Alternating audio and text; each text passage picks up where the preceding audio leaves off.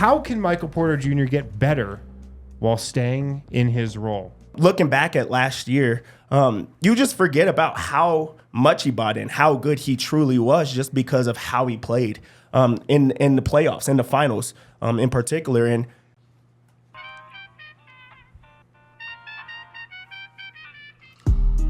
all right, fellas, let's talk about the one, the only, Michael Porter Jr., Michael Ponder Jr., Michael Podcast Jr., a man of many talents. Do you have any more for us, Vote? Michael Player Jr. Michael Champion Jr. Michael Winner Jr. Hey. He is a winner now. Guys, Michael Porter Jr., one of the coolest stories of last season was Michael Porter Jr. buying into his role, becoming a better defender, and really just having an all-around awesome season that culminated in him being a huge part in the Nuggets championship run. And with that, let's jump right into our big question with Michael Porter Jr. How can Michael Porter Jr. get better while staying in his role? Dev, I'll go to you first. So, Vote, have you ever seen The Mac? Of course you haven't. It's a 1973 blaxploitation about a guy named Goldie that had it all. I haven't. And then it just kind of got taken away from him. And the rest of the movie is him trying to get back into the swing of things. He came back smoother because he's a pimp. He came back smoother and just better than ever. And I just think that that's what we're going to see with Michael Porter Jr. Looking back at last year, you just forget about how much he bought in, how good he truly was just because of how he played in the playoffs, in the finals in particular. And he still was a big part of the reason why they got there and won the championship. Just his gravity and playing the way that he did, especially on the defensive end. He had a really good year, and we forget to think about that. Yeah, he really just deserves so much credit for the buy-in last year. Yeah, and I think he can even improve without necessarily changing what he does on the floor. My big, in terms of his role, my big thing is discipline in his footwork. I think Porter is such a talented shooter that he's almost is too undisciplined sometimes and just trusting himself. And I just think in terms of the way he attacks screens, the angles, how he comes off, how he sets his feet, he can make things even easier for himself and even harder for the opposition. So relocating, but particularly his footwork within that. And then real quick, fellas, 5.5 rebounds last year. That in the playoffs, he was great in that regard. That was the lowest number since 2019 for him. So is that something that if he's feeling healthier, he can provide consistently in the regular season? Yeah, I think that's a great point. He upped that to 8 rebounds per game in the playoffs last season. And for me, that is a big part of how he can get better while staying in his role on the defensive end. For me, a lot of it is on the defensive end because I almost feel like he's mastered, in a way, how to fit in next to Jamal Murray and Nikola Jokic and Aaron Gordon and KCP as an offensive player. Now, I think he can definitely get better in the ways you were talking about, his footwork, just kind of his fundamentals, ball handling. Of course. I think is a big one too. But when I think about MPJ getting better in his role, for me, it's defense. And he took a huge step defensively last year. Did. I mean, we rarely thought about in the playoffs, what's Michael Porter Jr. doing defensively? He did not get targeted like we thought he might, like he did in past playoffs. He's overcome that, it feels like. And now I wonder if throughout the regular season, just how much we're even going to talk about him being a liability defensively. I almost feel like that's not going to be a storyline at all. And that not being a storyline would be massive.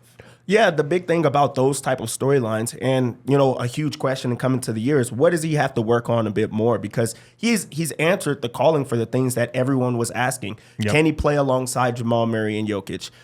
Can he have an off night shooting and still be able to contribute in different ways? Can he not get attacked on defensively and have so many defensive lapses? And he did those things to where we're now questioning if he can shoot the basketball. Those are that's a great thing to think about. Like the next thing is just can he, improve on his ball handling, and that's something that they said that he's been working on. But if you're not noticing how bad he is defensively, or the things he has to work on defensively, that means that he has answered the biggest question that he had coming into it. Minus the injuries that he had going into it. And that means that he's just upped his game and upped his level and his intensity and just being able to just stay locked in and into the moment. And if you're looking at boxes for him to check on that end, I think this year it's simply take it out of Malone's hands. Force the issue where you have to be on the floor to close the game. We know Christian Brown is a good alternative, but what if Porter gets to a place where that's just not a conversation? I think that's the next box for him to check. Well, let's get to over-under. Let's play a little game of over-under here with Michael Porter Jr. Dev, over-under 42% from 3. Is Michael Porter Jr. going to shoot over that or under that this coming season? Last year, he shot 41.4%, so right under that mark. Over. This is an easy over. Didn't they say he shot like 70% or something like that in high school? Yeah, they were lying, but at least he has that in his mindset that he could get there. Yeah. I think that at 42%, He did say that. He did. He did, yeah. This is a bold lie. I Googled it the immediately. bonus. Yeah. Really, the big thing about it is, can he have those huge nights where he's putting up 8 threes, 7 threes, and we can see him get there, but he was not on the floor for a lot of them. He's turning down shots. He's trying to prove that he can not only shoot the basketball, he's playing defense, and now I think that he's just gonna know, okay, let it fly. He's going to have spacing. I think that Jokic takes a step offensively. I think that Jamal takes a step with, getting guys open and finding his guys. So I did think that this is the year that you're going to see some monster Michael Porter Jr. games, and that's going to be from the three-point line. So I think that this is going to be over. I think he shoots around 48% this year. Wow. Oh, I would love that. It's a big number. Just for his career, Dev, already, he's basically at 42%, just under, and that includes the 9 games he played in 21-22, when he was injured, and he shot 20% from 3, so a little bit of an anchor there, small sample size. The only reason it wouldn't is because maybe just his attempts go up, the volume goes up, right? And he's finding those naturally within the flow of the game.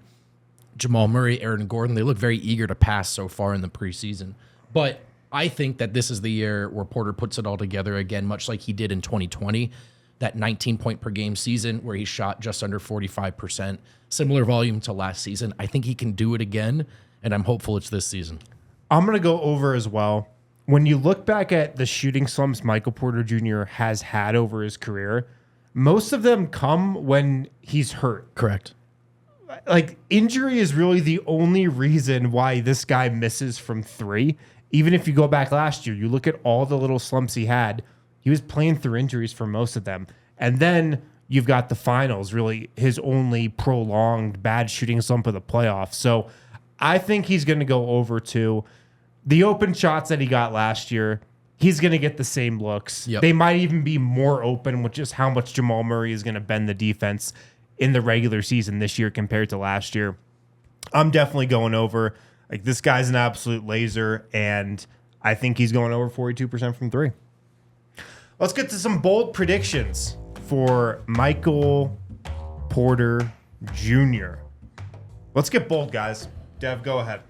I think when you look at Michael Porter Jr., the big thing about him is just checking off boxes. And the one thing that you could think about him not doing well last year was in the playoffs. I think this year he's going to have his best playoffs, and it's going to be by a huge margin. I think that he's going to have a couple 30-point games in it and win a couple of games by himself where it just ends the game.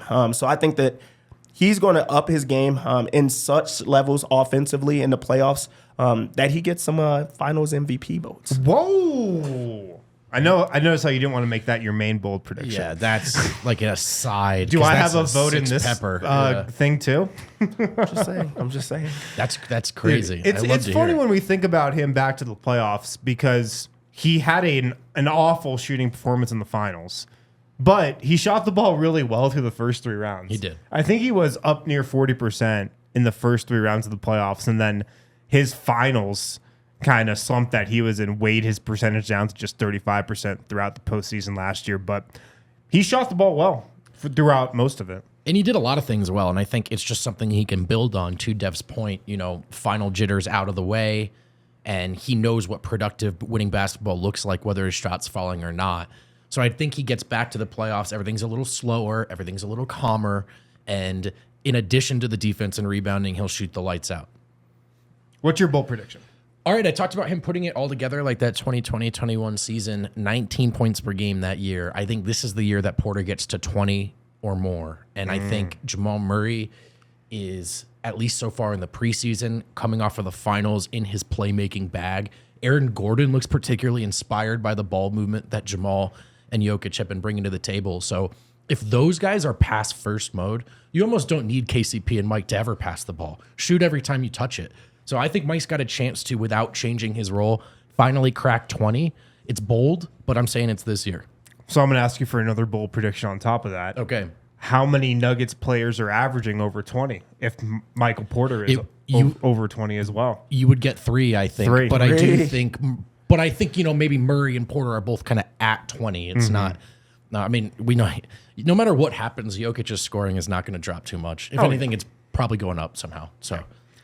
I like those. My bold prediction is Michael Porter Jr. wins the 3-point contest at All-Star Weekend. Do you guys remember last year when the Nuggets had one All-Star participant in every event, or just out of every event at All-Star Weekend? It was just the last pick in the draft, Nikola Jokic. Sure do. That was it. That aged well. They said KCP didn't have enough 3-point attempts per game. He didn't shoot a high enough volume of threes to get in. He wasn't a bricker. That was the real criteria for that year. Didn't miss enough from me. Yeah. He was too good of a shooter, actually. He was too efficient of a 3-point shooter. I think the Nuggets get somebody into this competition, and I think it's Michael Porter Jr., and I think he wins it. I mean, he feels like he's tailor-made for a 3-point contest. He either sets the record or he gets like 7. You know what I mean? It's the record. And a Nugget is never invited back. Yeah. It's called the Will Barton. That was the slam dunk contest. Oh, man. Guys, could be a big year for Michael Porter Jr.